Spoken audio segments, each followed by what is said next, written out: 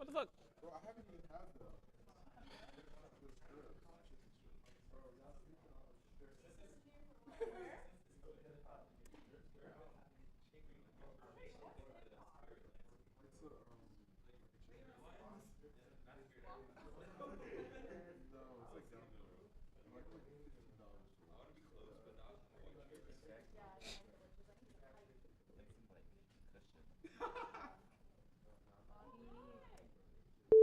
Okay, cool. Let's go, Bobby. Let's go. All right.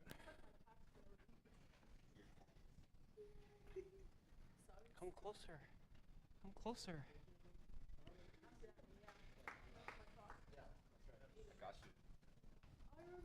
Let's go. You're the first person in the front row. Oh, rip. We should just do like this fun little trick where like nobody sits in the front row and then they just take away all the front row chairs and then rip.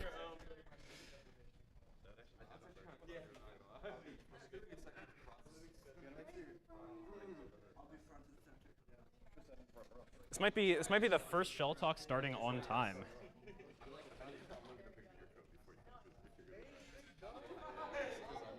Everything working? What's up?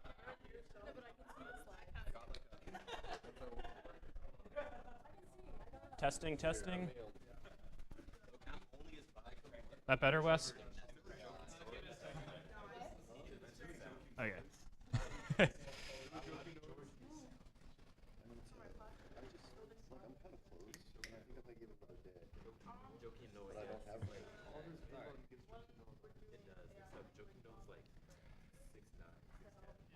All right.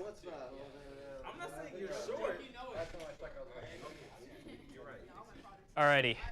So, science of sound. So the first thing I want to talk to you guys about is like sort of how I got into this and then what my perspective is. So pretty much I started, right, my introduction to sound was creating it. So I was in a band in middle and high school. I played drums. And me being a nerd, right, I was really interested in like the recording stuff and all the technology that goes into like live sound and recording. So that was sort of my like start to it. And then eventually I started getting into more like the consumer side of things. And pretty much everything that happens after the artist sort of creates the music, everything that happens that gets that music to your ears. So there's probably more in that process than you think there is or that you think about on a day-to-day basis. But if you start to look at each individual component, you start to see some of the things that happen to the music in each one of those steps. So we're going to try to start off with sort of the fundamentals of sound, right? Take you through that same journey that I went through of right, creating sound, right, what it is at a fundamental level, and then going into all these different pieces and what they do to the sound. So, right, first thing is like, what is sound? So at a fundamental level, sound is just changes in air pressure, right? Your ears pick up those changes. So when something vibrates, it moves the air, and then your ears pick up on those really small changes in pressure. So, right, that's what sound is. And if we take that and we plot it, right, we get something that looks like this, right? This is a waveform. So let's say you have a guitar string, for example. You pluck the guitar string, the string vibrates up and down. So this is time, and then this is the movement of that string, right? So this is like a super tiny piece of time, right, 100th of a second. So where we can see that this wave goes, right, this pattern repeats itself 440 times every second. So this sounds like this. Right? This bottom graph here is a Fourier transform of this top graph. So what this does is it tells me what frequencies make up this wave. Right? So this is a really simple wave. This is just a 440 hertz sine wave. So my graph down here shows me this big peak at 440, telling me that there's a 440 hertz wave in that. So this graph down here will become significantly more useful when we start to look at more complex sounds. So some interesting things we can do to these waves, right? One thing is we can squish them, right? We can make them less tall, decrease the amplitude, and this is going to make it quieter. So now we have this sound, a little quieter. We can see that the frequency response stays the same, but if you look at the scale of the graph, the peak's a little lower.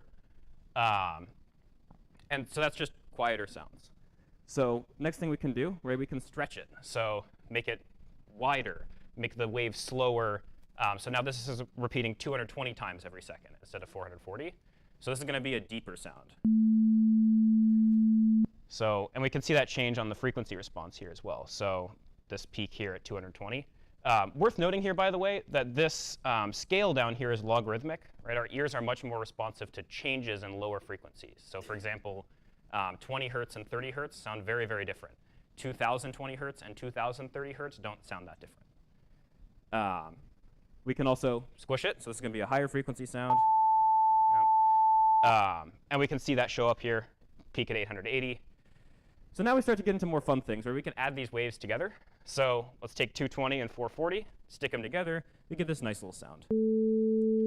So this is what we call an even order harmonic. So this is a multiple of 2. So anything, right, multiplying a wave by 2, 4, 6, 8, etc., those are all even order harmonics, and they tend to sound nice to the ear.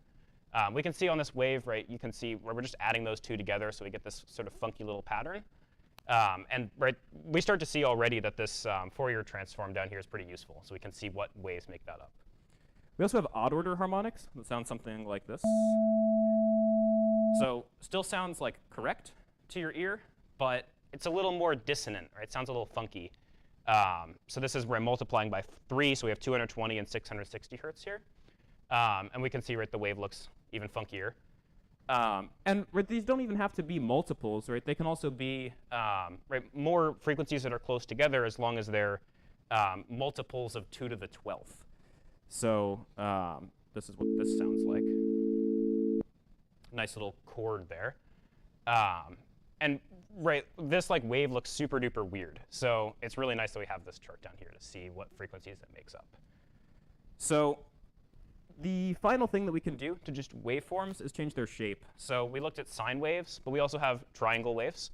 And what's really interesting looking at this is that the triangle wave is actually just made up of a ton of different sine waves. So we have these odd order harmonics. So this is at 440.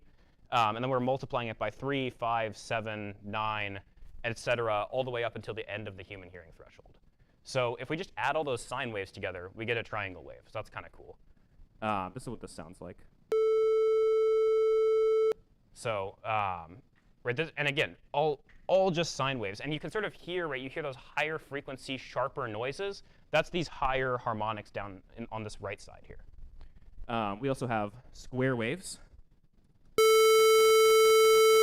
So pretty much the same thing, just a lot harsher. Right, we can see if we compare this to the last slide, right, these peaks, these harmonics are a lot larger on the square wave. And we have all this like funkiness here too. Some of that is like just the precision of the recording, and some of that is like not the precision of the recording. Another shape, final shape that we're going to look at as sort of like a primitive is a sawtooth wave. This one's interesting because we're adding in even order harmonics as well. So right, with our square wave and our triangle, we had multiplying by 3, 5, 7, et cetera. Now we're including 2, 4, 6, right? We have all these harmonics. This is what this sounds like. So you'd probably argue that most of these sounds that I just played for you sound like pretty bad, right? So what we can start to do is listen to multiple of these combined together, and then change the shape, and then apply all these transformations to it, and we can create all sorts of different sounds. So let's walk through sort of an example of what that looks like. So this right here is just a bunch of different frequencies of square waves. And you can see, right, there's like 3 notes that are combined here. We can see all the harmonics of them going down. It sounds like this.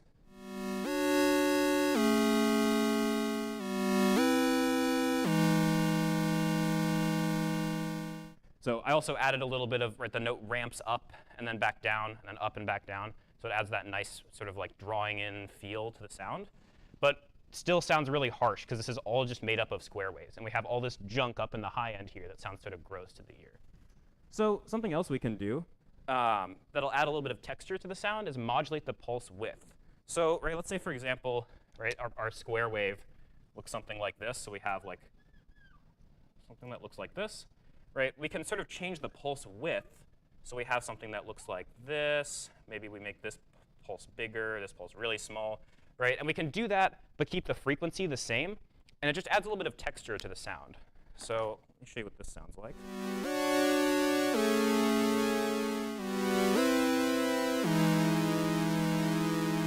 So this is like already starting to sound kind of cool, right? So, and all this is doing is it's just a low frequency oscillator, and it's changing the pulse width according to time.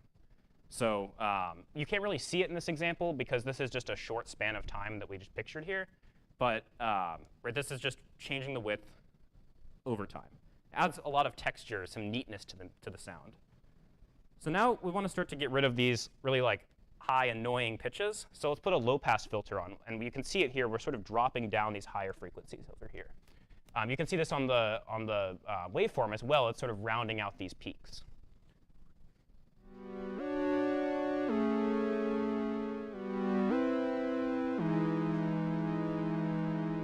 So now, arguably, this sounds a little too mellow. So let's modulate the low-pass filter. So when the note starts, we're going to make it so that it starts off with a really big low-pass filter like we just heard. And then as the note progresses, it's going to start to roll that off, and you'll start to hear the highs. Let's play that.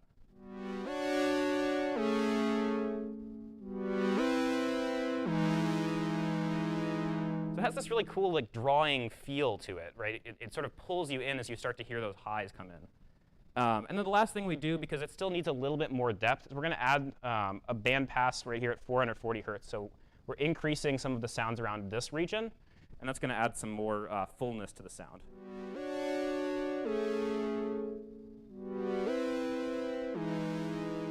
Play that again, actually, a little bit louder so you can hear it.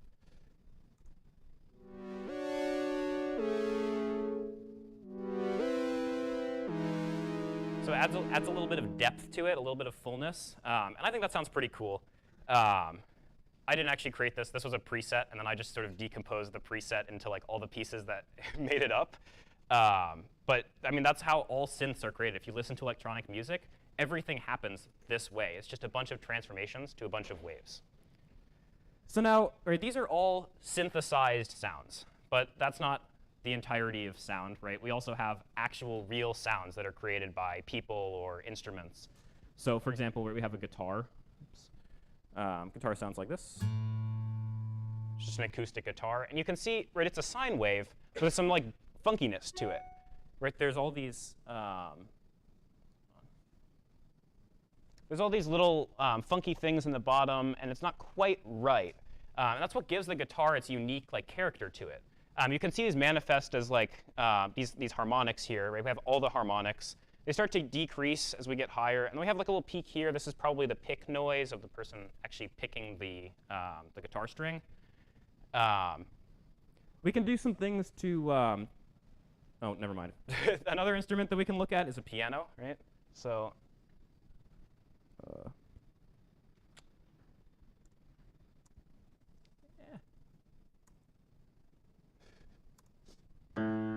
So piano, right? Same exact note, but what we're seeing here is that we have a lot more harmonics, right? In fact, the fundamental at 110 hertz here is actually smaller than the second and third harmonic here. So this is sort of interesting, right? Makes the guitar and the piano are both just a string resonating at 110 hertz, but they sound completely different because of the way these harmonics are laid out. And we see the waveform actually looks super weird here too, because we have such big harmonics. Human speech is another interesting thing. Or you can see there's a ton of frequencies here, and the waveform looks really goofy. Oh, no, that's not human speech. Marshmallow, that's human speech. So, right, we can see like the depth of it really is in the middle here, around this mid-range. But then we also have stuff going all the way up to the end of the human hearing threshold, which this is why voice is so hard to reproduce, right? If you hear somebody singing, and you hear that through a speaker, you can immediately tell that it's not real. You can still hear like what's being sung in the notes, but you can tell it's different. And that's because a lot of speakers can't reproduce all the stuff up here, which really does matter. And then another interesting sound is the crash cymbal, which sounds like this. And this is just craziness, right? This is just all these super big like noise up here in the higher frequencies. And again, right, really, really hard to reproduce. And I don't know if you were listening carefully, but probably sounded pretty good on these speakers versus if you've heard a crash cymbal on regular speakers. Right? It's all just noise, and it's really hard to pick out those little details in that noise. So there's some fun things we can do with physical sounds, too, like we saw with synthesizers, right? We can apply these effects. So let's take an example of this is just a guitar sample.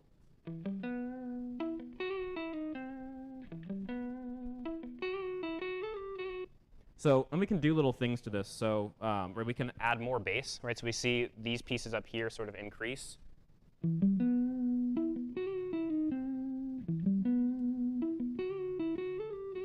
And we're getting a lot more of the fundamental note, right? So we see like these are probably the peaks of like the actual notes that are being played. And we can see on this sample waveform here, it looks a lot closer to just a sine wave. And you probably hear that where you have just that note instead of the texture to it. We can add more mid-range.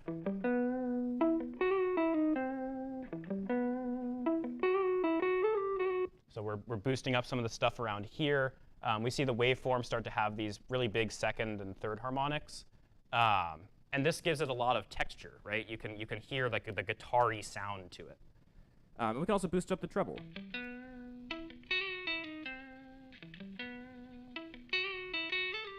So we see a lot of stuff over here, right? This sounds really harsh. We see these really tiny little movements in the waveform. And we also see, right, this is like the person picking the string, right, is really, really pronounced. And you can hear that in the audio. So another thing we can do to it, we can add reverb.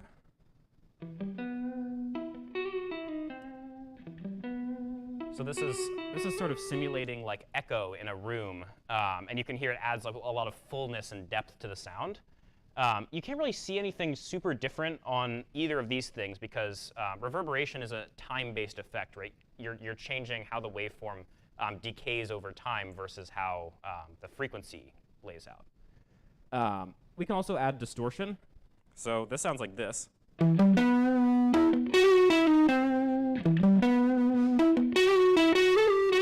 So this sounds like pretty terrible. Right, and we can see, right, this is just raw clipping distortion, right? We took this waveform, we made it super huge, right?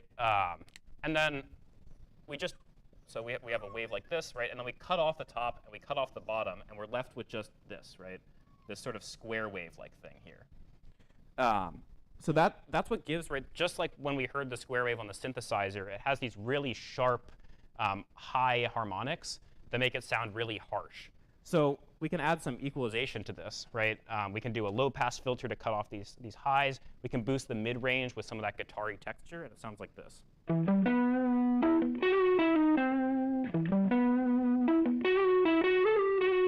So it sounds kind of cool now, right? It sounds more like an electric guitar. And all I did is just clip it and then do like two very simple equalization effects.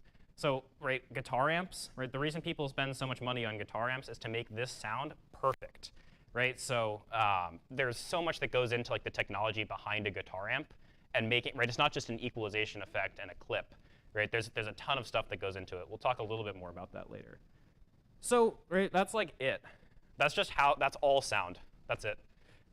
So we're done with like the boring part of the talk, which is just creating sound. So now we're going to talk about everything that happens, right? You've made this sound, or an artist has made this sound. They have a master recording of it, and then how do we get that to our ears?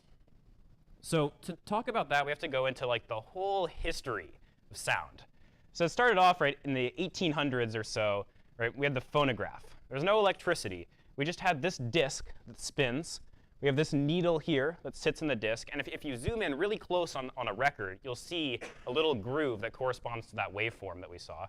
Right? And the needle just vibrates as the record moves according to that waveform.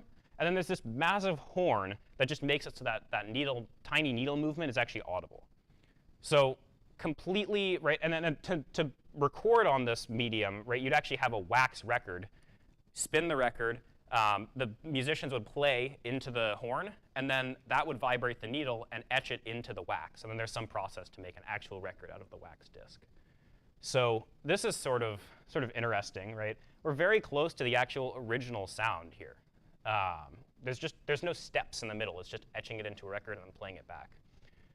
But this has a lot of problems, of course, right? No one wants to have a big giant phonograph every time they want to listen to music. So eventually electricity happened. So that's pretty cool. We like electricity. So now we still have our needle moving on this disc, but instead of having a giant horn, we instead have an electromagnet. So that electromagnet, right, as the needle moves, it's going to charge a coil, and that's going to create an electrical signal. And that signal is going to correspond exactly to the waveform that's etched into that record. So then that the electrical signal is really small, so we have to make it bigger. So that's where amplifiers come in. So this is like an example of a super old amplifier. Maybe it looks a little similar to this one. And right, that's just going to make that small signal from the needle really big enough that it can drive a speaker. And then we have a speaker, right? And this is just another electromagnet. So there's a coil and a magnet. And as you put the electrical signal through that coil, it's going to move back and forth, make that vibration, and that vibration goes into your ears. So this was a great advancement, right? Things can now be way, way louder and much smaller. But not super small, though, because we still have these gigantic tubes and transformers and these big amplifiers. These are all technologies from the 30s-ish. But pretty much everybody agrees that electricity was a good advancement for sound. I don't know anybody who still has a phonograph. So I think this was good. We also came up with tape for recording. So now, instead of having to record everything directly onto that disk and have the mix perfect when we record it, we can actually record each individual instrument onto a track on a tape. So this is an old, like, 80s-ish tape reel. And it has 16 tracks on that tape that you can all play at the same time. And what's interesting about this is, right, you can now go and, right, if someone wants to re-record their part, they can just, rewind the tape, play back, tracks 1, 3, and 5, and then record themselves again on track 11, and then it's all synced up. And then when we're ready to actually make the master recording, we can have a big mixing console like this, plug all these tracks from the tape into the mixing console, and then adjust the levels and the equalization and everything and make it all sound perfect. And we have all this flexibility around how we make it sound perfect. We don't have to do it in real time. We can play back individual pieces, right? Rewind the tape as many times as we want. And then when we're ready, we just hit play, record it onto another tape. That's our just standard, right, 2-channel master tape. And then from there, we can etch it into a record. So cassette tapes came later than all this stuff. People still used records for a very long time after tape was a recording medium. So this is pretty nice for recording. I would argue that having tape recordings makes the recording better enough that it's worth having another step of recording onto the tape and then playing it back. But it does add something, right? It adds a little bit of hiss to it, right? Tape will always have hiss. There's all these signal paths for the sound to go, so you could add a little bit of goofiness into the signal if you're not careful. The next thing that happened is computers. Now, this is a real interesting one. So now, instead of having to have a physical medium for our music, we can just stream it over the internet. Or we can have a CD, which is, also a physical medium, but it's a digital medium, much smaller, much easier to move around and create. And then we need some way that we could turn those those digital signals into electrical signals. And this is where people start to get real upset, because right, these digital signals aren't perfect representations of the actual analog electrical waveform. So then once we convert this into analog, then we have the same process of using an amplifier and a speaker. But yeah, there's some debate as to whether this was a good advancement, right? I know a lot of people who still listen to records because they think they sound better. And they do sound a lot different, right? You can tell when you listen to a record versus a digital recording. So digital also sort of revolutionized how things are recorded as well. So now instead of having to have a big tape recorder, we should have an interface like this, which you plug all the instruments into, you can record them, and they all go into files on your computer. And then you can mix them on your computer. And you have all this flexibility, right? You can create automations to change things over time. You can add effects. You have so much flexibility around what you're doing. And then your master recording, instead of being a tape, is just a FLAC file. And then you can ship that out to people. So this also, right, made recording so much easier. I love recording things on digital, right? It's so much easier than having to deal with like a tape. But if you're not careful, there's some things that you can do wrong here, like really wrong. Right? For example, if you record something too quiet and then you increase the volume digitally, you actually lose a lot of resolution in terms of the volume. Whereas if you increase the volume of a tape, there's no resolution. It just increases it. And then all you end up with is just more tape hiss. So let's look at the whole process end to end, right? So we have a physical sound, right? So maybe I'm playing guitar. Yeah?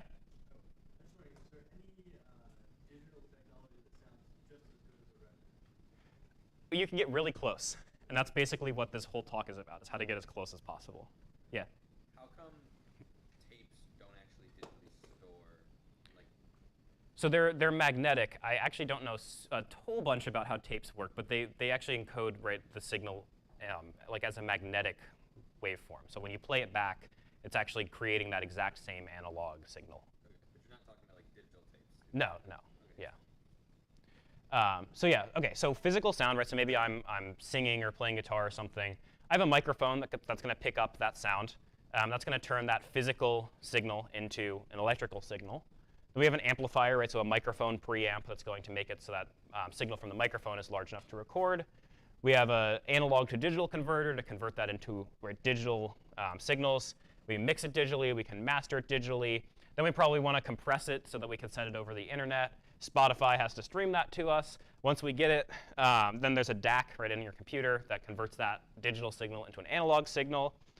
We amplify the signal so it can drive a speaker, and then the speaker moves, and then it gets to our ears, right? So this is like so many steps, right? And every single one of these steps can go horribly wrong and make your music sound awful, right? So the first 6 here, these ones in gray, these are ones that I have no control over. It would be really great if I could convince people to make their music in better quality, but I can't. So I'm just going to listen to the ones that are recorded well. And then the things that I want to focus on for this talk are these 6 pieces here that I do have control over. So let's look at each one of those and sort of how it works. So streaming, this is probably the easiest one. Right, you probably use Spotify. Spotify compresses the audio in a lossy way. So right, you compress it to send it over the internet. Then when you decompress it, you actually lose some of the digital signal as well. You're not getting the exact same bits that you got in the master recording. You're also recording at a low sample rate. So right, a digital signal is just picking the value of this curve at a bunch of different points in time. Right, that's the only way to encode something digitally.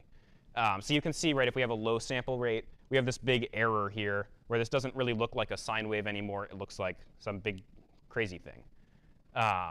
So I use Tidal, right? Tidal is a streaming service that's like pretty much the exact same thing as Spotify, except the compression is lossless. So it still compresses it and sends it over the internet, but then when you decompress it, you get the exact same bits back. And there's more of those bits, right? It's at a higher sample rate, closer to an analog signal. So that's an easy fix, right? That's something that helps sort of make the streaming service not really get in the way of the rest of the system. Yeah.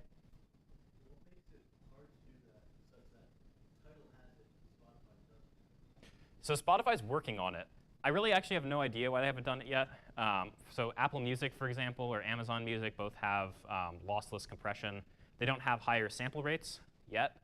But yeah, Spotify is working on this. It's been like, they'll hopefully have it soon. I'm really excited. I might actually switch to Spotify once they introduce that. But yeah, they should have lossless compression pretty soon. Yeah. Yeah, so where you have this sequence of bits, you want to make it smaller so that you can send it over the internet. When you do that process, there's 2 ways to do it. The first way is you compress it, and then you have some algorithm that decompresses it, and the input and the output of that whole process is the exact same sequence of bits.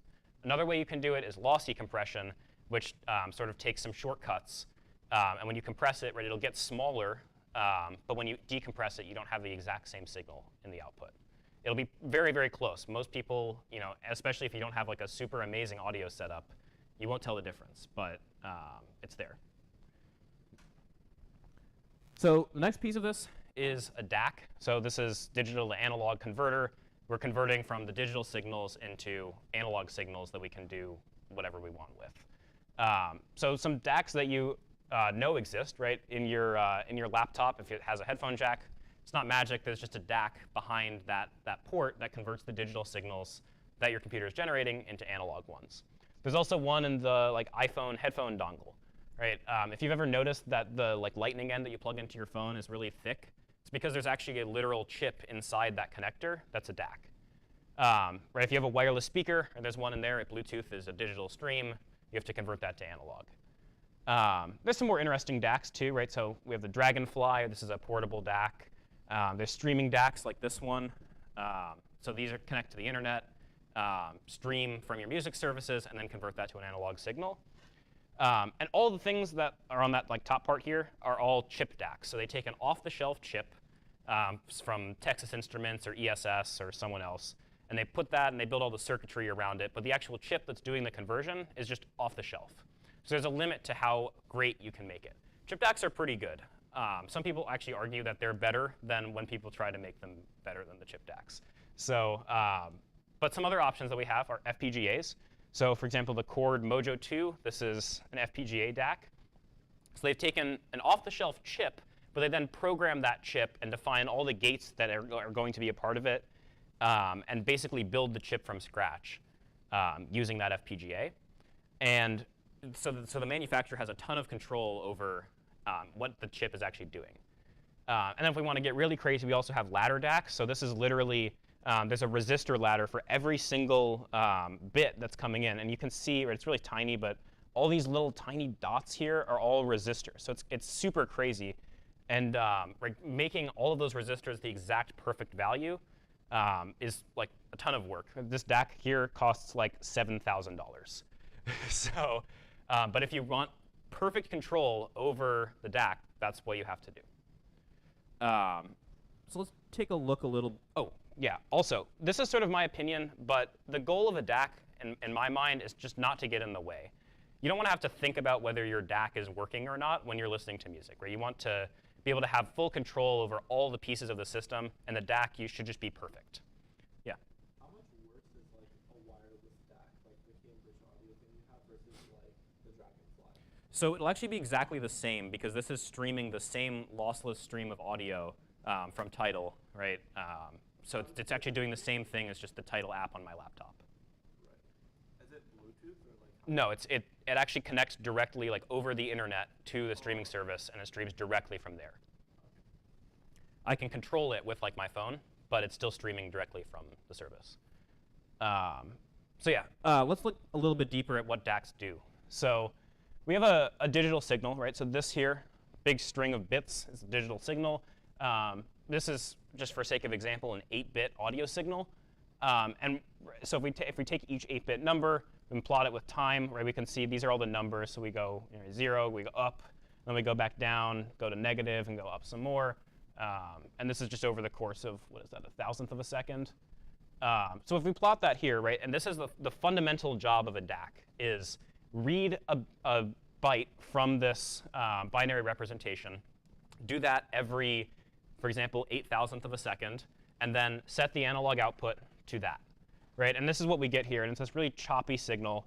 And if we look at the Fourier transform of that, what we see is we have this 1 kilohertz sine wave that we were trying to produce, and then we have all these harmonics of it over here, just like we saw when we had a square wave. So if we want to get this actual analog signal back, all we have to do is create a low-pass filter and then cut all of this off. So what that looks like if we add that low-pass filter is just this peak and this curve here that looks pretty close to a sine wave. What we'll notice here, and we can see this especially if we look at the Fourier transform, is that it's not perfect. Where we have all this junk around here, and that's because the low-pass filter is not perfect. So part of the trickiness of making a DAC is actually making that filter really good quality. And if you increase the sample rate of the audio, you have more room to make that low-pass filter, right? So for example, this is an 8 kilohertz sample rate. So we'll have to cut off the signal at 4 kilohertz. But then, right, the low-pass filter is going to be a curve, right? It's not going to quite cut it off. So we want to cut off everything past half the sample rate. But we also don't want to cut into the human hearing range. So if we take, for example, a 48 kilohertz sample rate, we have between 20 and 24 kilohertz to make that filter. So if we increase the sample rate, we have more room for that. So that's part of the reason why, even though you can't audibly hear the difference between 48 and 96 kilohertz, right, a lot of streaming services like Tidal will use 96 kilohertz because it just makes it easier to do that filter. So there's a lot of problems that can happen within this process. So for example, one really common one is ringing here. So for example, if we have a digital signal that goes up and then down really, really fast, our DAC will create these super high frequency noises before and after that signal because it can't respond fast enough, right? It overshoots and undershoots and then eventually gets to the right voltage. So that's something that can happen with a poor quality DAC. We can also create these harmonic distortions, right? So if we're playing some frequency here, we'll end up doubling or tripling that signal in the output. And you can hear those as just imperfections in the music. another interesting thing, right? I said the fundamental job of a DAC is to every 8,000th of a second read a value. If the DAC doesn't know what an 800th or an 8,000th of a second is, it's not going to do a very good job of that, right? So if we see a correct clock here, where we have this nice wave, and then we see some jitter here, right? So these aren't spaced out correctly according to time, but the values are still the same. So we end up having a line that's not quite exactly correct according to the analog signal. So those are all just some problems with DACs. There's a plethora of them, and there's people who are much smarter than me that can measure them. And that's really the cool thing about a DAC, is that you can just measure the output, and you can determine how perfect it is. So DACs are probably the simplest component in terms of what it does to the sound. This is sort of tangential, but it's interesting. This is aliasing. So if we have a 6 kilohertz analog signal, and we have an 8 kilohertz sample rate, we're going to end up sampling this like here, here, here, here, but it's not going to be, we're not sampling it fast enough to actually read that 6 kilohertz signal. So what this ends up looking at when we cut off the harmonics here is a 2 kilohertz signal.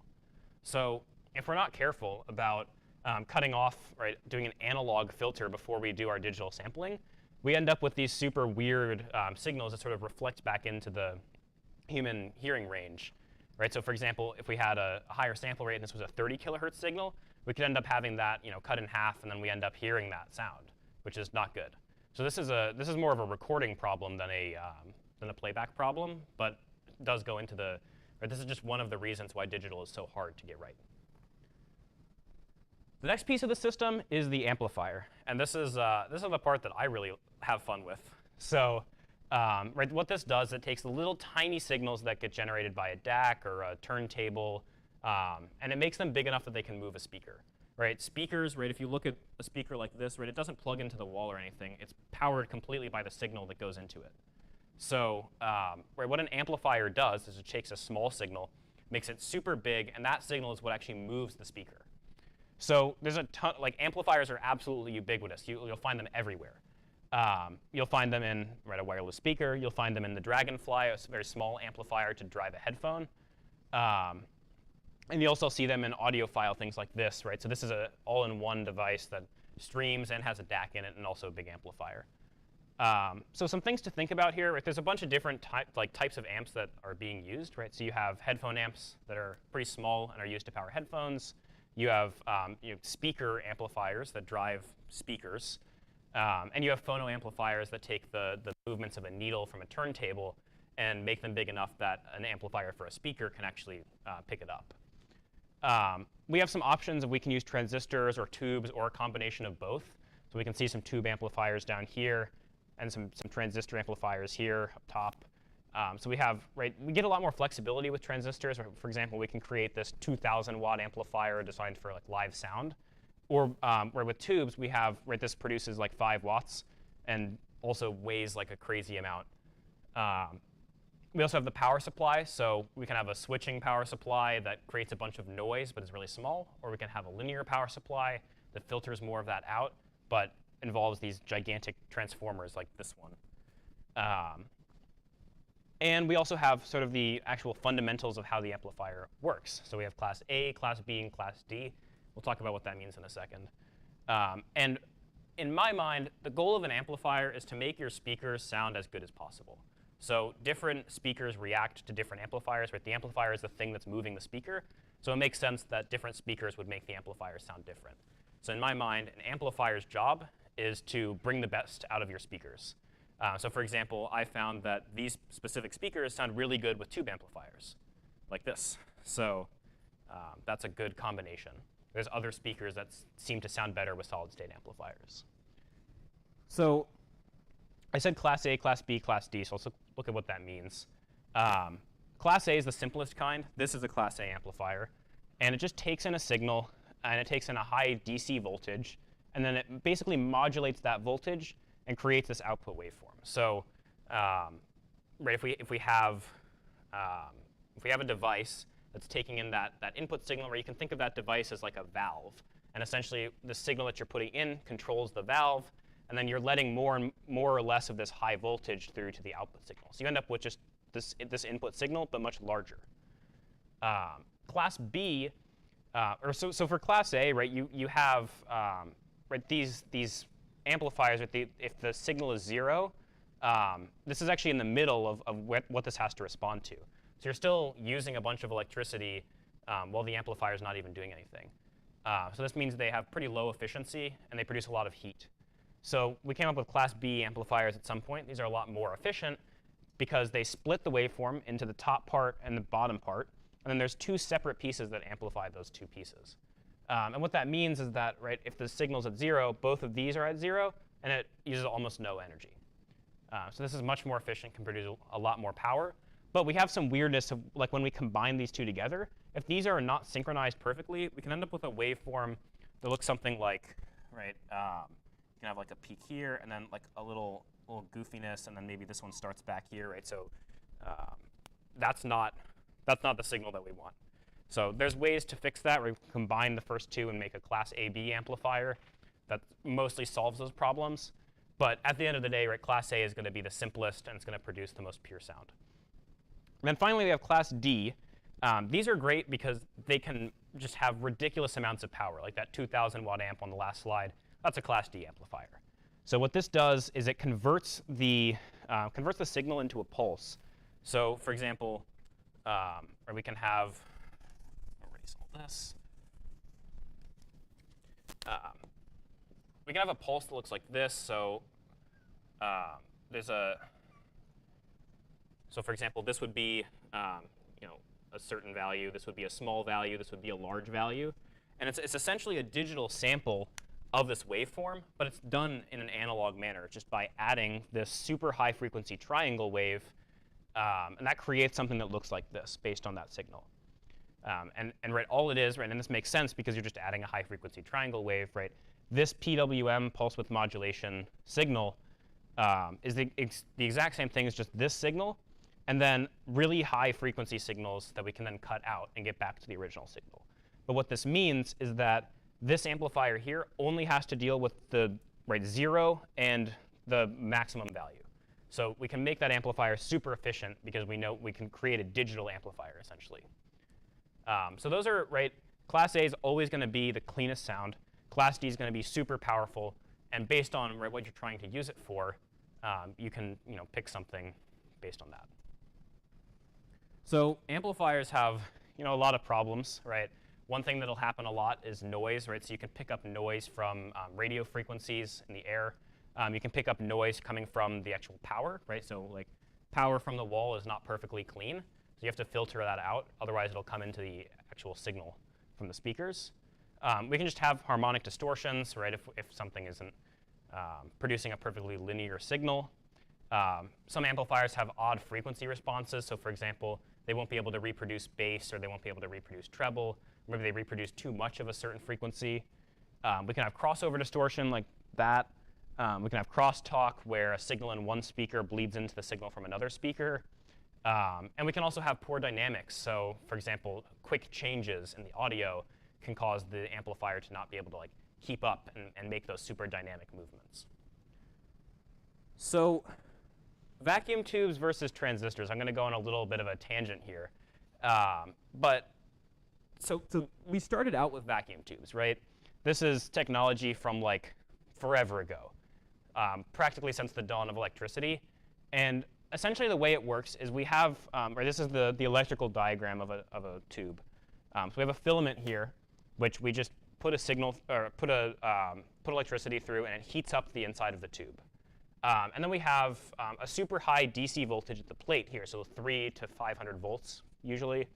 And then it's just a valve. So you put a signal through this grid that's negative in relation to the cathode here at the bottom. And then that modulates sort of how much of the super high voltage from the plate goes through this tube. So you can create an amplifier circuit like that. And what's interesting about this is that tubes are not super linear, right? They don't produce the input signal exactly perfectly. But a lot of people think that it sounds good. So we'll see. I'll leave that up to you to decide. So tubes are big and hot and inefficient, right? They literally are, they will burn you if you touch them. They take in lethal voltages. And they take tons of power to make a very small output. So eventually someone came up with transistors, some smart person. Transistors don't burn you if you touch them. They don't involve lethal voltages. They don't take a bunch of time to heat up before they can work. They can handle crazy amounts of power, and they're super tiny. This is blown up like a transistor is like this big, if that. Actually, in fact, most of the what's in this is just plastic. And the actual thing that's inside there, that's the actual transistor, is really, really small. But what's interesting about transistors is some people think they sound too perfect. They can sound sterile.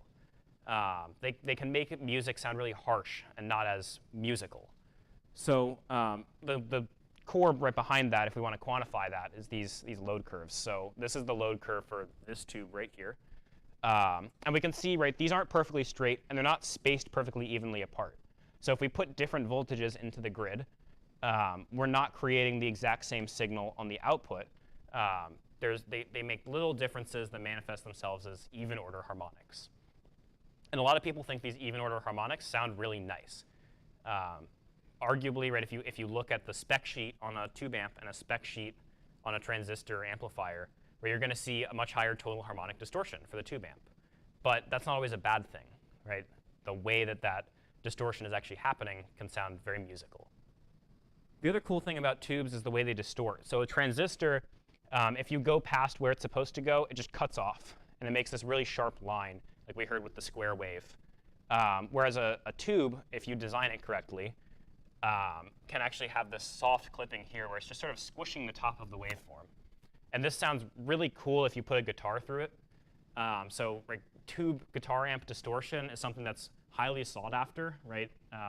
And they were made because that's the technology that was available in the 70s and 80s. And then we sort of got to these transistor guitar amps that try to emulate it, and they don't really do a good job of emulating it. So where you'll see, I mean, even now, pretty much everybody who plays guitar and records it at like a large scale is using tube amplifiers still. So those are two big reasons why tubes are great. I think tubes are great, and also they're just fun, right? You can deal with technology that's from dates back to the 30s, and just use that in a modern system, and it still sounds incredible. So a little bit of backstory on this device. I found this box here in a recycling bin in the plant science building. It had just these 4 components on it, and what those made up was a 325-volt power supply. So what I did is I decided that would be great for a tube amp, so I put tubes on it, wired it all together. I had to like learn all of this from scratch. And this thing was like super janky, but sounded pretty good. Right, it had like, for example, if you take the plug and you plug it in upside down, the chassis would just electrocute you. So like it was very sketchy. So I decided, right, this sounds good. I want to make it better. So I bought the new chassis for it. I bought a second channel so I can play off of 2 speakers. But I kept all the old components, right? All the electronic circuitry right in the middle here comes from this original device. Building a tube amp is something I'd wanted to do for a long time, so this was sort of just an excuse to. This is the circuit schematic for it. I don't want to talk through the whole circuit because, I don't think most of you guys are like electrical engineers or anything. But the premise behind it, right, is it's a single-ended triode. So there's one tube, right? It's a Class A design. And that tube is in triode mode. So that's like the simplest type of tube, essentially. It's a tube-rectified linear power supply that produces 335 volts. And it produces 5 watts of output power for each channel and draws probably like 500 from the wall. Not quite, but a lot of power from the wall. I haven't actually measured it. So it's super inefficient, but it sounds really good, at least to my ears. Yes? So is it correct to say that you taught yourself professional sound engineering from scratch? Yeah, pretty much. OK, so I'm off my tangent now. We'll go back to audio components, right? So this is a speaker, right? The last piece of the chain. And essentially the way a speaker works is you put the electrical signal through this coil. There's a magnet that sits here that's fixed. And then this coil moves forward and backward across the magnet. And as it moves, this whole diaphragm of the speaker moves. So that's how we can take an electrical signal and convert that into physical movements. Microphones, interestingly, are the exact same thing, but in reverse. So you talk into a microphone, it vibrates the diaphragm, moves the coil, and that creates an electrical signal. And headphones are also the same thing as this, just smaller. Yeah. Okay, so what happens, so that's for a speaker that you plug into something, right? So this would be something that you'd plug into an amplifier. So what would change Yeah. there for a Bluetooth speaker? So a Bluetooth speaker is just a DAC and an amplifier and a speaker all in one package, right? So it still has a speaker that looks just like this, and it's connected to a very small amplifier inside the speaker. The Bluetooth, is it getting electrical information to a headphone? So like you stream over Bluetooth, that's a digital signal, and then there's a DAC inside the headphone that converts it to analog, and an amplifier that powers the driver inside the headphone. Yeah. So hypothetically, could you make that speaker into a microphone? Yeah, you can. Like if I wired up this speaker right now to some recording device and then I talked into it, it would work. It's not designed for it. It's too large, so it's pretty inefficient.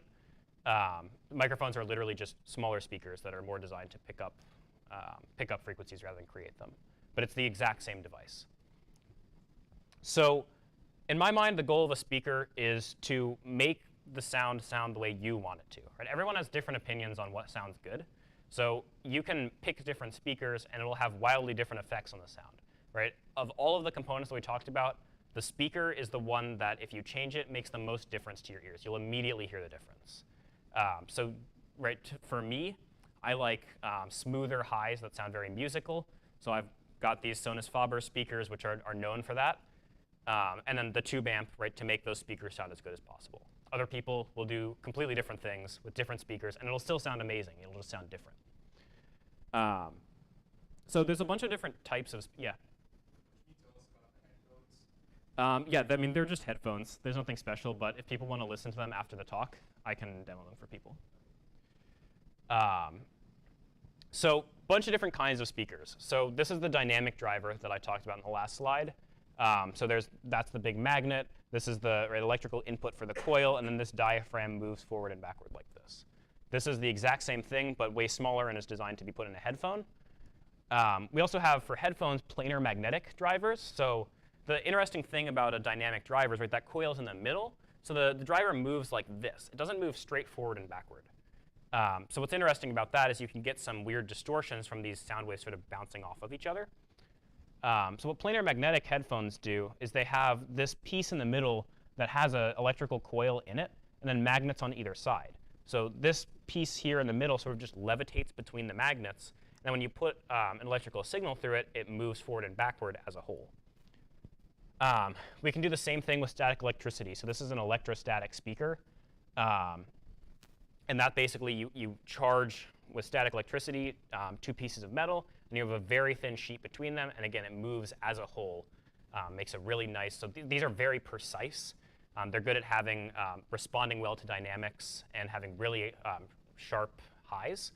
But for low end, it's a little tricky because you can't physically move it as much. So for example, for headphones, it doesn't matter as much, but for this electrostatic speaker, there's actually a dynamic driver right here for the bass. And then we also have ribbons. I don't actually know how ribbons work, but they also have a different sonic profile, good for highs. They're commonly used in microphones, but you'll see them on tweeters, on speakers, and also in these super crazy headphones. All of these different types of drivers have different effects to what you hear. And like I said, this is all personal preference. So if you're someone who likes really deep, powerful, punchy bass, you probably don't want planar magnetic headphones. You probably want dynamic headphones. All 3 of these, by the way, are dynamic. So if you listen to them, they're dynamic. Some interesting things that can happen with speakers that are good to be aware of, Distortion. That's pretty general, but there's just all sorts of ways that you can have a speaker that doesn't move perfectly and creates these distortions. Frequency response, so a lot of speakers physically can't move fast enough to create super high treble sounds, and a lot of speakers can't move slow enough to create deep bass. There's also sensitivity, So if you have a very sensitive speaker, that'll create more sound based on what you put into it, and a less sensitive speaker will produce less sound.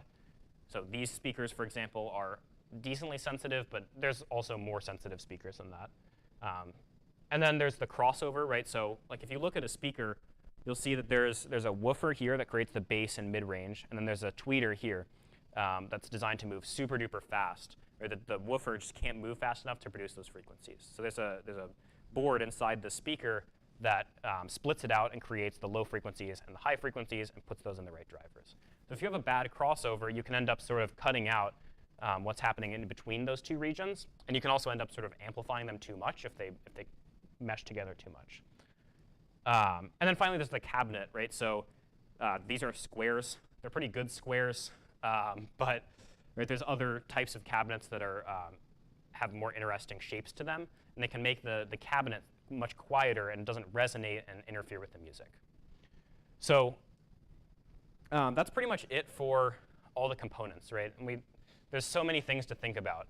And when you start to spend more money on audio components, you start to get rid of some of these issues. And when you combine it all together, right, it doesn't seem like much, these really tiny differences. When you combine them all together, you start to hear big differences. So I wanna play some things for you guys that I think sound really good on this particular setup. And you guys can tell me what you think. And you might not be like amazed at first. What I found, right, every time I buy something, the first time I listen to it, I'm like, okay, this is good. And then I listen to it for hours and hours and hours. I get used to it. And then I start to hear music that I've heard so many times before, and I start to hear little details that just sounded nicer. And then when I go back to a different setup, I'm just sad, right? So it's something that takes a lot of time. You might not be amazed at first. Also, this is a terrible room. There's like the super loud air conditioning in these windows, so it's not great for listening. But yeah, so I want to, well, I guess some questions first, yeah. You said the shape of the box affects it. What if you made the inside a vacuum? Would that hinder it at all, or would that like make the fabric?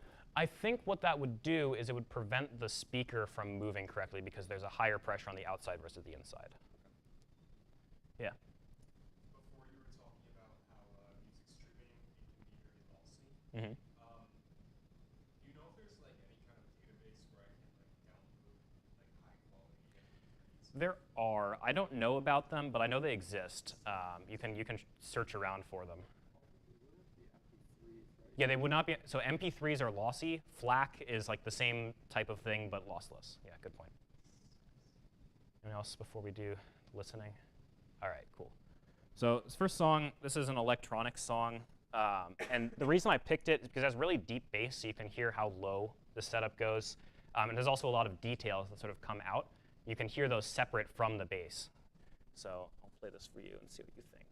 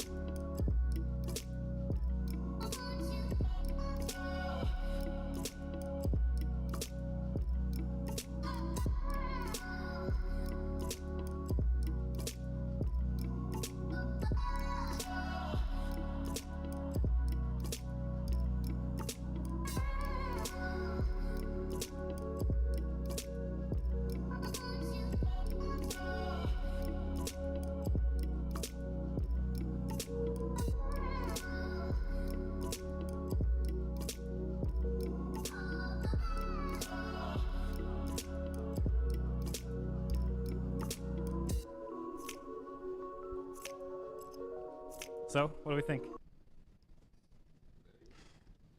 Yeah. Yeah, I like how you can hear like literally every single thing that's like Right. going on. Like you can like when you listen to it, you kind of imagine like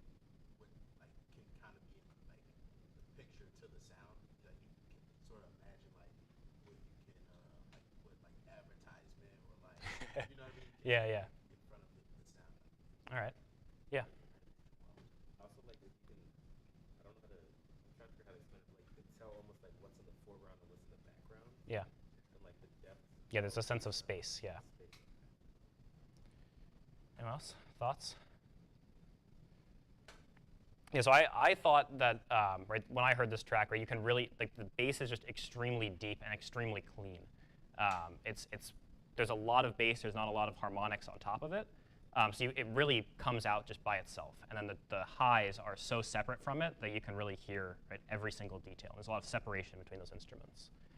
So, all right, the next one I want to play. Right, completely different genre, but this gives you an example of like realism. So it's a lot of guitar, and it'll sound like you're kind of there.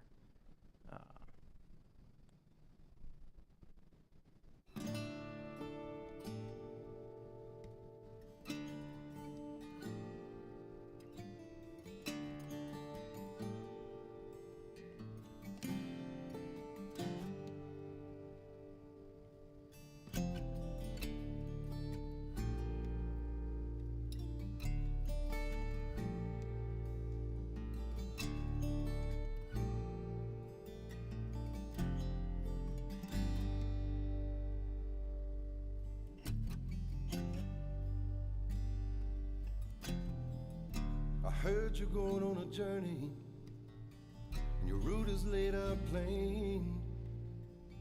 Going where the sun shines every day. No more heartache, no more pain.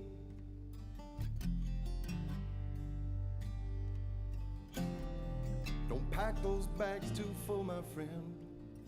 Make sure you're traveling light.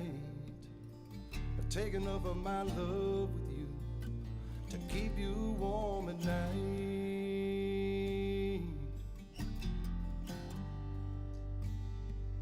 I could be singing this song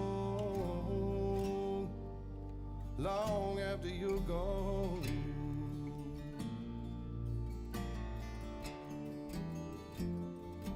I could be singing this song long after you're gone.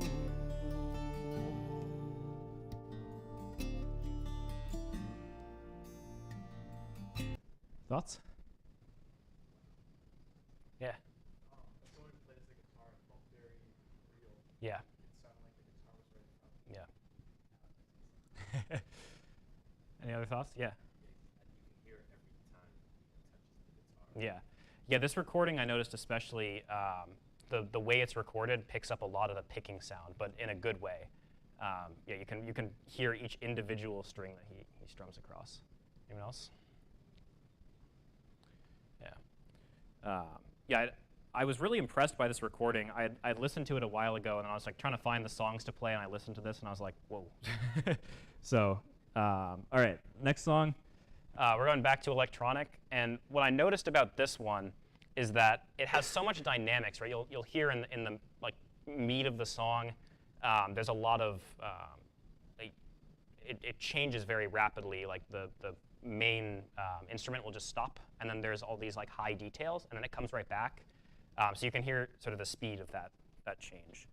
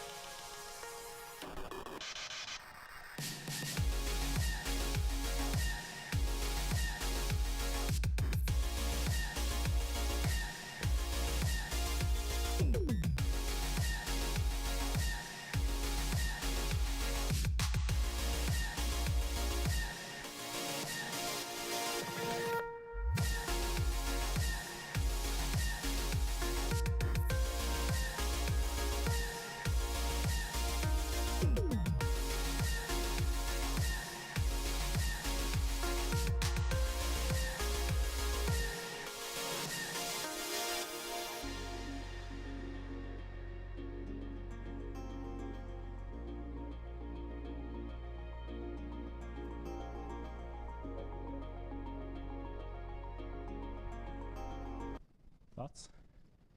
Yeah. I feel like with that bass and like, I feel like if you were to put on some headphones and then put on the noise cancellation, like you would be able to like feel it like in your like. Yeah. soul. Yeah, this song's crazy on headphones. Yeah. Yeah. Yeah, the way that this is mixed, there's a lot of separation between, there's like 20 different synthesizers going on, but they're all sitting at different frequency ranges, so you can hear the separation between them. Anyone else? I also thought that the, right when it drops off and goes to the guitar, I thought that was really, really like beautiful, and it's well recorded guitar too. Yeah. Yeah, I don't think the bass would be as clean on like my AirPods or Yeah. Yeah, AirPods are a good example of like really blown out bass. So, yeah. All right, one last song. This is a song that you've heard before, which is why I picked it. So maybe you'll hear some little details that you didn't hear if you've listened to the song before.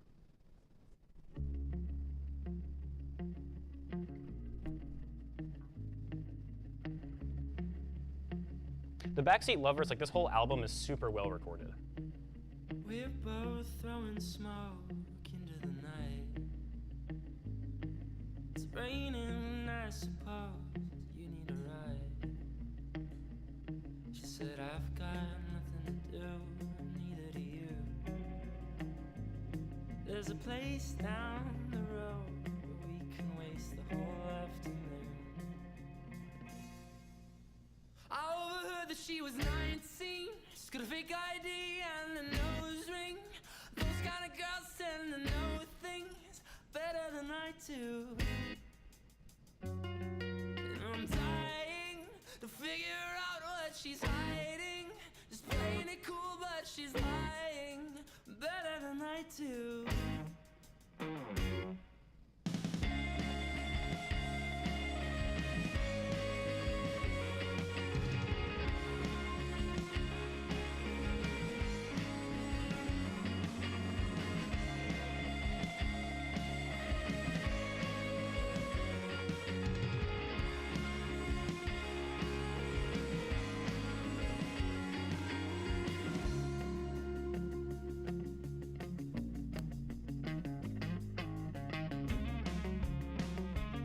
What do we think? It's like I've never heard that song before. Right? Yeah. I like how abrupt the guitar was, so like it made it feel like somebody was like doing it right here. Yeah, yeah. Stop the music. I got that feeling from like that last part of the guitar that came in. But, like in the instrumentals, it sounded like it was like subdued, something warmer. Yeah. Yeah, it is pretty warm, yeah. Yeah.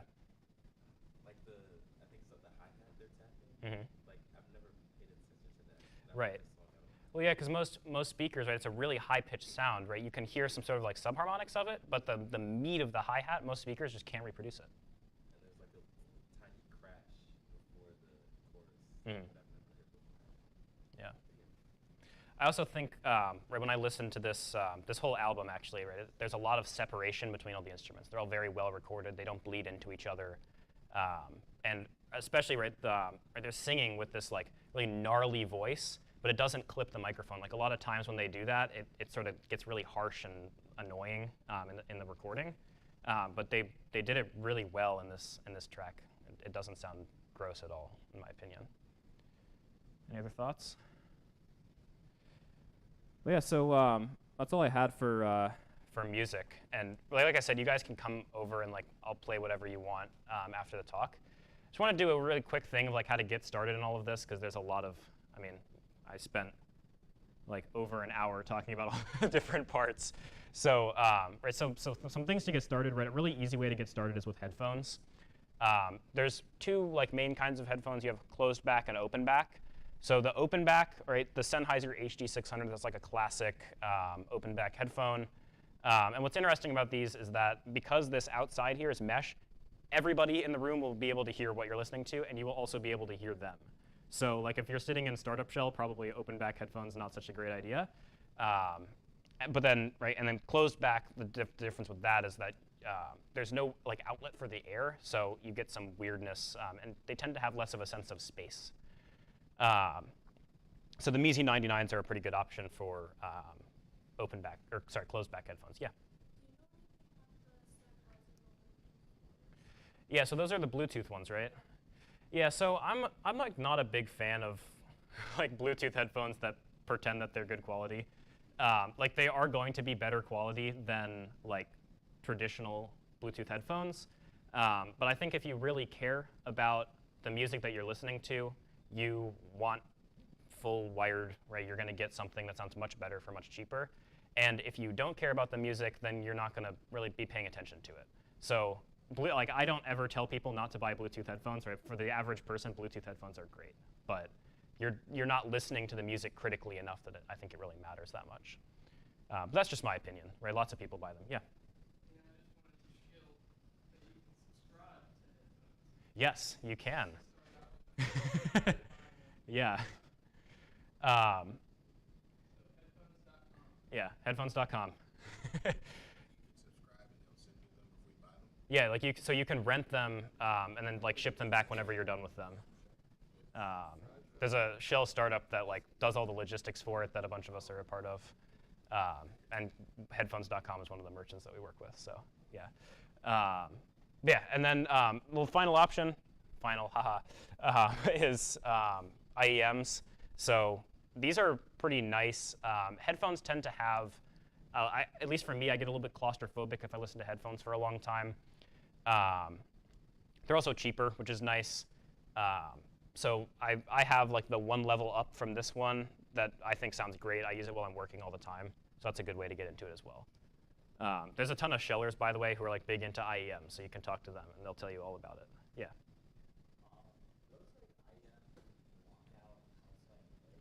Yeah, way more than you would think, yeah. Like when I listen to these headphones and when I listen to these IEMs, it's like probably about the same level of like how much I can hear people outside. It's honestly crazy because they go all the way into your ear and it's like a rubber seal, right? So it kind of makes sense. Yeah. So I'm assuming you have those headphones or something similar, right? So yeah. When you connect your phone, do you use the Apple DAC or do you have your own? So I use the Dragonfly, right? The Dragonfly is just USB, so you can get the Lightning to USB dongle and it works. I mean, it doesn't really like, you can use the Apple DAC and you probably won't notice. But in my mind, I don't want to have to worry about it, so I like using a higher quality DAC than I probably need to. So yeah, headphones are a great place to start because they're not super expensive. You can experiment with them. You hear every little detail in the sound.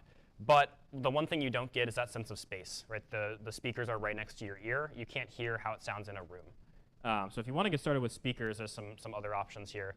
A lot of people start with something like this, which is a studio monitor. They're like decently cheap, and the advantage is that you also don't need an amplifier. So right, there's an amplifier actually built into these speakers. These are designed for like studio monitoring, so you can, right, they're designed to reproduce the signal perfectly. They don't add a lot of coloration to the sound, so it's going to be a very flat frequency response. Those are pretty good for starting out because they sound pretty good. These exact ones were my first pair of speakers. We also have Klipsch. Klipsch is a common brand.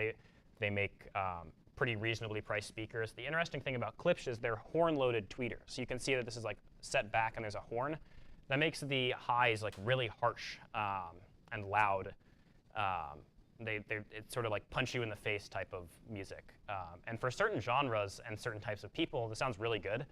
Lots of people buy Klipsch. And then there's the like exact other end of the spectrum, which is these speakers, the Sonus Faber Lumina 1s, which, by the way, super great value. They're not exactly cheap, but in terms of what you get from them, they're absolutely incredible for the price. They have silk dome tweeters, so it's like the exact opposite of this, right? Big horn-loaded smack you in the face. Sonus Faber is known for being very musical and subtle in the highs, which for me personally, I like that a lot. So those are some options for speakers. And then it's very much worth noting that for these first and last option, you would need an amp as well. So you can get something like a Yamaha receiver, something like that, and then upgrade over time. The cool thing about speakers is they will literally last forever. Like there's no electronics that can fail unless you like, I don't know, drop them. So where you can buy a pair of these and they'll last you your entire life. So yeah, that's it. Any questions? Yeah. Oh, okay. Okay, a few, but one. So I have like Sony WX100H or something. Okay. But they have like the So if Mhm. I were to plug it into my phone, would that be a better sound? It depends. So one of the, I don't know that specific model, but one of the things that I found with wireless headphones, sometimes when you plug them in, it does a whole bunch of digital processing to the sound and uses the same, like there's an amplifier in the headphone. It doesn't actually bypass all the circuitry. So one of the things that is bad about, right, the reason why you have a discrete amplifier in DAC versus putting it in the headphone is that you have all of these electronic components that are all sitting right next to the speaker, and they can actually interfere with the sound. And you also have like, these are like tiny electronics that have to sit in the headphone. So right, it depends, right? If they built it in a nice, cool way where it actually bypasses all of the circuitry, that would definitely sound better. But it's also possible that it doesn't do that. And right, sometimes they'll even actually convert it to digital and then convert it back to analog when you plug in, just to simplify the circuitry. And then, so when I'm listening to music off my iPhone, I'm using the Apple DAC. Mhm. And I also have a Google Pixel, and when I listen to music off of that, it sounds better in my headphones. So is that because the Google Pixel DAC is better? Probably, yeah. Yeah, so Apple they make pretty good DACs. Like the DAC that's in the Mac, for example, is very good quality. The Apple dongle is like actually much better quality than you'd expect for something that's in the little tiny plug. But yeah, I would imagine that if it sounds better, it sounds better. So that would be the DAC, yeah.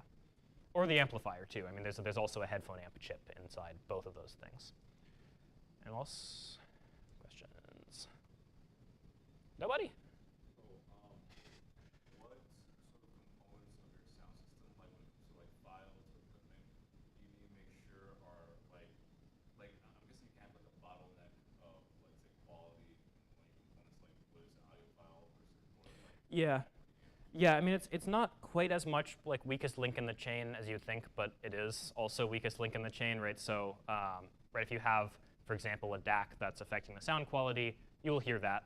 It sort of compounds, right, if you have more issues. But it's not like, unless you have a very large problem with your DAC, for example, it's not going to have a huge impact.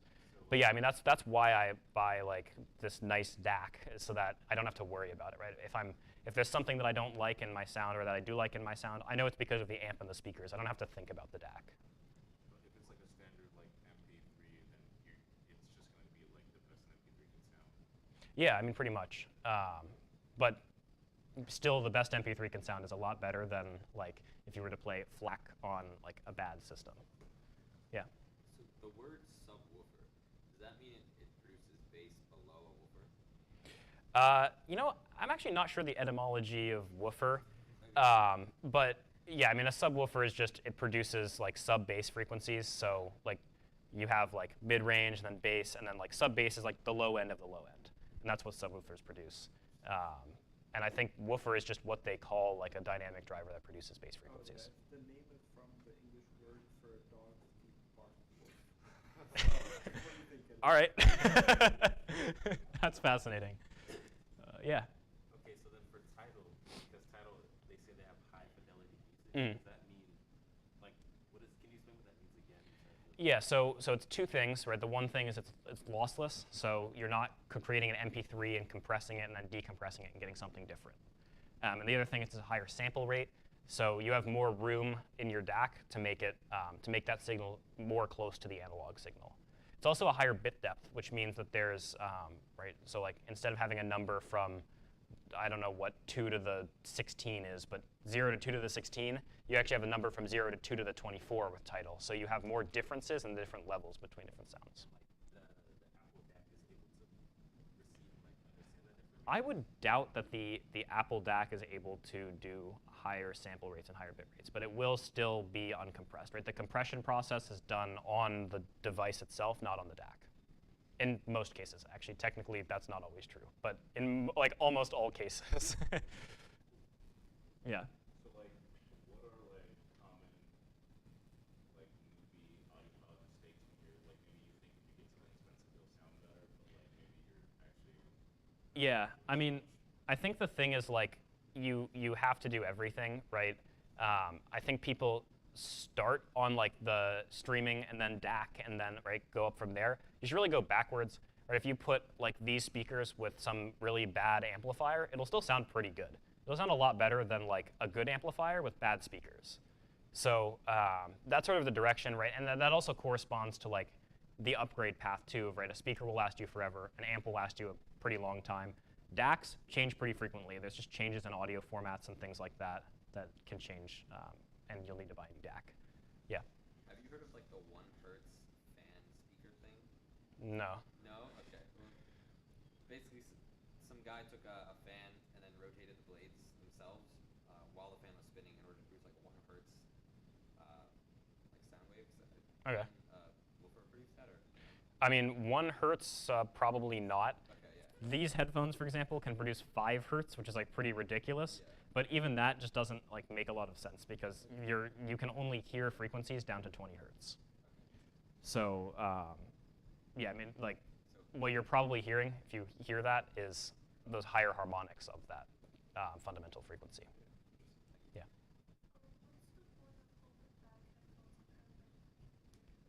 They have more space. So because the driver has to move back and forth, if you have like a wall behind the driver, you're creating a vacuum inside the headphone, and it makes all these weird distortions.